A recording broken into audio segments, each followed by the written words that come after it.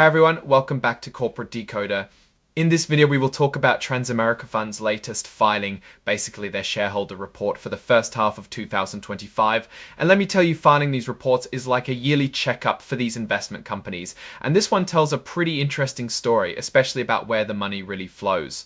Before we dive in, if you like getting the real scoop behind corporate finance, hit that subscribe button and the notification bell so you don't miss our breakdowns. Also, we have a great community over on Discord, linked in the description below, where we discuss these filings in more detail, so come join us there. Alright, so Transamerica has a fund called the Transamerica Stock Index, and surprise, surprise, it basically tries to copy the S&P 500 index. Nothing too wild there, but what's interesting is how they break down the costs.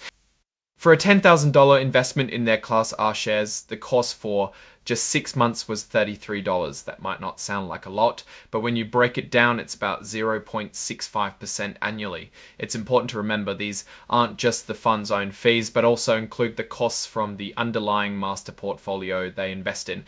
Now, the total net assets for this fund are around $291 million. That sounds like a lot, but the number of portfolio holdings is just one. This means the entire fund basically invests all its money into one big pool, which is the S&P 500 Index Master Portfolio. Think of it like pouring all your money into one big mutual fund. And how is that money invested? Well, 100% of it was in the S&P 500 Index Master Portfolio. It's like a fund-of-funds structure, where this Transamerica fund is a feeder and the master portfolio is the main investment vehicle. They also have a Class R4, which is a bit cheaper. For that same $10,000 investment, the cost was only $15,000 for the 6 months, which works out to 0.30% annually. Again, this reflects the combined costs. Now let's peek at the master portfolio itself, managed by BlackRock. This thing is massive with net assets of over $50 billion. Looking at how the master portfolio invests, the biggest chunk, almost a third, is in information technology.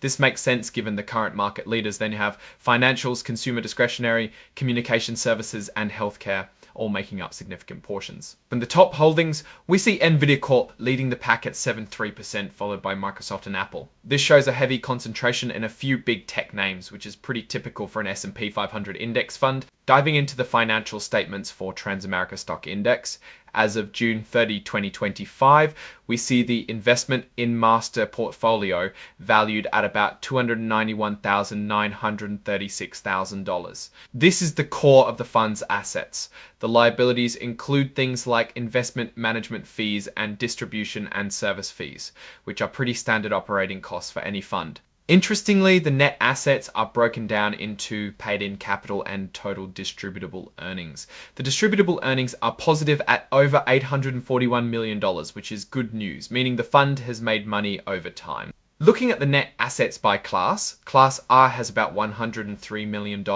and Class R4 has around $188 million. This gives you an idea of how the money is distributed across the different share classes. The statement of operations shows the fund's income and expenses.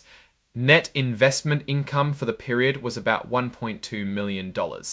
This comes from dividends and interest allocated from the master portfolio. The total expenses before any waivers or reimbursements were around $673,000. This highlights that running a fund, even an index fund, involves real costs for management, administration, and reporting. After accounting for all income and expenses, the net increase in net assets resulting from operations was about $16.8 million. This is the fund's profit for the period. Now, onto the financial highlights, which give us a per share breakdown. For Class R, the net asset value at the end of the period was $20.36. The total return for Class R for this 6-month period was 5.85%. That's a solid return, especially considering it's just tracking an index. The expenses to average net assets ratio for Class R is 0.65%. This is the annual cost shareholders are paying, and it matches that initial cost we saw earlier. For Class R4, the net asset value at the end of the period was $20.34, very close to Class R, but remember this class is cheaper. Their total return was 6.05%, slightly better than Class R for this period. And crucially for Class R4, the total expenses after fees waived and or reimbursed came in at a much lower 0.30%. This is where those fee waivers from the investment manager really make a difference for investors. The report also includes extensive notes to the financial statements. These are essential for understanding the details. Note 1 explains that Transamerica Funds is an open-end investment company, and the fund itself invests all its money in the S&P 500 Index Master portfolio. It also mentions Transamerica Asset Management Inc. as the investment manager. Note 2 covers their accounting policies.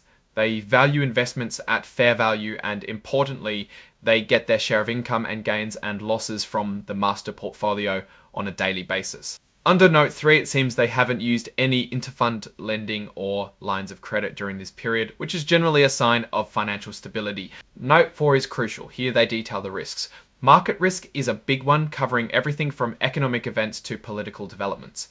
Passive strategy, says risk means they're not trying to beat the market, just match it, which can be a drawback if the index underperforms.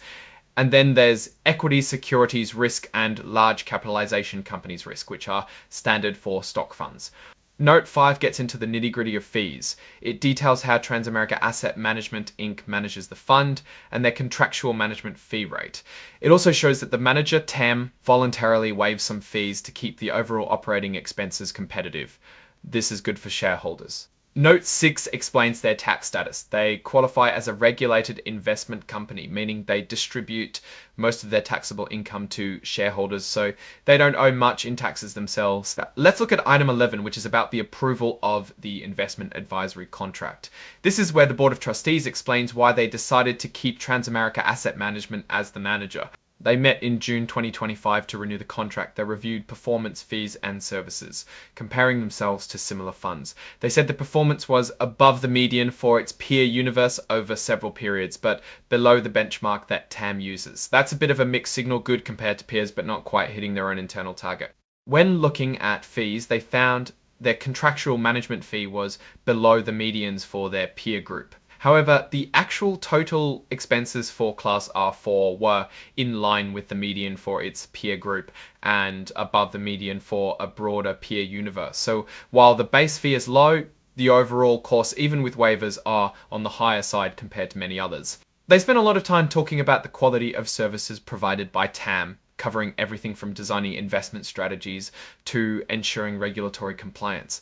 This shows a comprehensive approach to fund management. It's also important to note that this Transamerica filing integrates information from the S&P 500 Index Master Portfolio semi-annual report. This master portfolio is where all the actual stock investing happens, and it's managed by BlackRock. Diving into the master portfolio's financials, we see its investments at value unaffiliated are a massive $49.7 billion. This is the real engine driving the returns. The total assets for the master portfolio are over $50.3 billion. That's a huge amount of money being managed. The master portfolio's total investment income for the 6 months was over $303 million, mostly from dividends from the companies it holds. Its total expenses after fees waived and or reimbursed were just over $222 million. This is incredibly low for a $50 billion portfolio, highlighting the efficiency of index investing at scale. This led to a net increase in net assets resulting from operations of over $3 billion for the 6 months. That's a huge profit for the master portfolio. Looking at the financial highlights for the iShares S&P 500 Index Fund, which is part of the BlackRock Group and closely tied to the master portfolio for the institutional share class, the net asset value at the end of the period was $725.70. The total return for this institutional class was 6.6% for the 6 months. And their total expenses, a rock bottom 0.10% annually. This is the kind of efficiency you expect from a large, well-established index fund manager. It's also worth noting that affiliates of BlackRock hold a significant amount of shares in their own funds, showing confidence from the management side. The schedule of investments for the master portfolio is where you see all the individual stocks. It's a very long list as expected for an S&P 500 tracker. We see Nvidia again at $3.6 billion, forming a significant part of the portfolio, followed by Microsoft and Apple. It really highlights how much the S&P 500 is driven by these tech giants. The semiconductor sector alone makes up 12.7% of the portfolio. This is a huge concentration, showing the current market's reliance on tech hardware. Software is also a massive sector at 11.4%. These two sectors together represent almost a quarter of the entire master portfolio. Under the valuation notes, they break down how they value assets into level 1, 2, and 3. Almost all of their investments, $49.9 billion worth, are in level 1. This means they are valued based on readily available, unadjusted quoted prices in active markets. Like stock exchanges, this is good, as it means most of their assets are easily and transparently valued. When we look back at the Transamerica fund's fees, the fact that Class R4 has a total expense ratio that's above the median for its peer universe, even with waivers compared to the master portfolio's incredibly low 0.01% expense ratio, really tells the story. The disclosure about the approval of the investment advisory contract gives us insight into the board's review process. They found Transamerica's investment performance was above the median for peers, but below the benchmark TAM users. This is a bit of a mixed bag, suggesting they are doing okay against competitors, but not perfectly executing their stated tracking goal.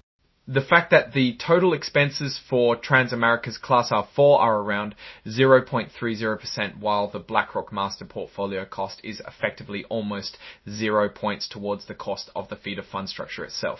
So what's the overall story here? Transamerica Funds, as a feeder fund, essentially passes through the performance and costs of the much larger BlackRock Master Portfolio. It's incredibly efficient, with rock-bottom costs and strong performance, mirroring the S&P 500. Transamerica itself does a decent job of managing its own costs, especially with fee waivers that make Class R4 competitive. However, their own reported performance metrics sometimes lag slightly behind their benchmark. Even if they're doing okay compared to peers, it points to the challenge of managing these feeder fund structures. Now, looking at these numbers more broadly, Transamerica's funds appear to be decent options, especially Class R4, due to its lower costs. The massive diversification through the BlackRock Master Portfolio provides a solid foundation. However, the slight underperformance against the benchmark and the higher expense ratios, compared to directly investing in a BlackRock S&P 500, it's a solid, if not market-beating, investment strategy. Alright, that's our breakdown of Transamerica Fund's latest filing. What are your thoughts on these feeder fund structures and the costs involved? Do you think the waivers make a big difference? Let me know in the comments below. If you found this analysis helpful, give this video a thumbs up and subscribe for more deep dives into corporate finance. And once again, join our Discord community linked in the description to keep the conversation going. Thanks for watching, and we'll see you in the next one.